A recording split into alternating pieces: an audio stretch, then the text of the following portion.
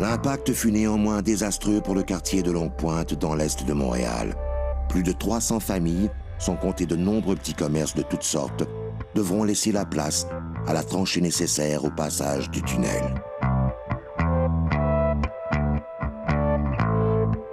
Alors, le pont-tunnel, c'est sûr que c'est une œuvre importante d'ingénieurs, puis on peut être fiers, ce sont nos ingénieurs, ce sont ceux qui ont fait Lavalin qui ont fait ça.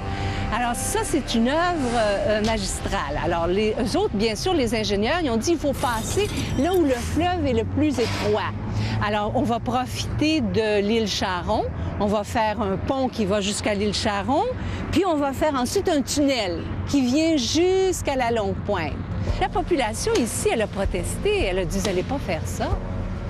Vous n'allez pas faire ça. » Parce que là, on enlevait le presbytère, l'église, on enlevait tout. Et tout signifie raser. Pour laisser passer le pont-tunnel, on a creusé une tranchée si profonde qu'aucun archéologue ne trouvera trace de ce qui existait ici avant. Comme ces résidences qui ont été démolies en vrac, ou comme l'église catholique de Saint-François d'Assise, qui est tombée sous le pic des démolisseurs.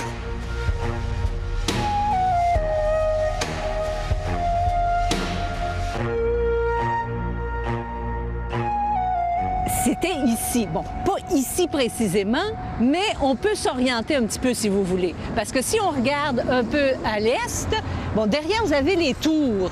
Juste un peu à l'est des tours, c'était l'église. L'église qui a été construite en 1914, celle qui a été détruite pour la construction du pont-tunnel. Quelques jours avant la démolition, le curé de la paroisse, du Haut-Sachère, s'est même demandé s'il était bien nécessaire de faire passer le tunnel directement sur son église, alors qu'à côté, la voie était libre.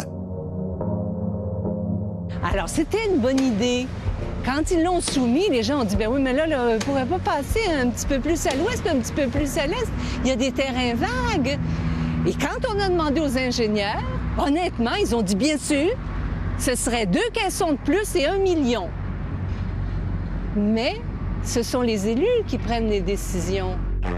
Fernand Barry est un de ces expropriés du pont-tunnel. Sa maison a été déménagée dans un autre secteur de la ville. Mais lui, il est demeuré fidèle au quartier, même s'il doit maintenant partager sa cour avec le mur de son du pont-tunnel. Au début, évidemment, ça fait un grand changement. Parce que surtout, nous autres, ici, on voyait... il n'y a rien en face, hein? Alors, on voyait le centre d'achat au complet, on voyait jusque la rue Sherbrooke, on voyait la route transcanadienne de 25 Nord, on voyait ça comme il faut, jusqu'en haut même. Puis là, le mur est venu nous couper tout ça. On le regarde, on dit... Là, je suis rendu à un point que quand les gens me demandent comment ça tu trouves ton mur, est-ce qu'il y a un mur chez nous? Alors, on dirait qu'on s'est habitué, puis on laisse passer les choses comme ça, tu sais. Mais on enlève tout ce cœur du village, des gens qui ont travaillé, puis qui ont rayonné par toute la Longue-Pointe. On enlève ça. Alors, ces gens-là, on ne les écoute absolument pas. Et puis, on les a dépossédés. On a construit ce trou-là. Ils sont en train de construire un grand trou, puis ils vont tous nous enterrer dedans. Mais le pire aussi, c'est qu'on a effacé toutes les traces. Surtout que nous autres, on avait une belle petite maison. On était contents, heureux de vivre dans ce milieu-là. Là. Et on avait dit aux gens, mais vous êtes des imbéciles!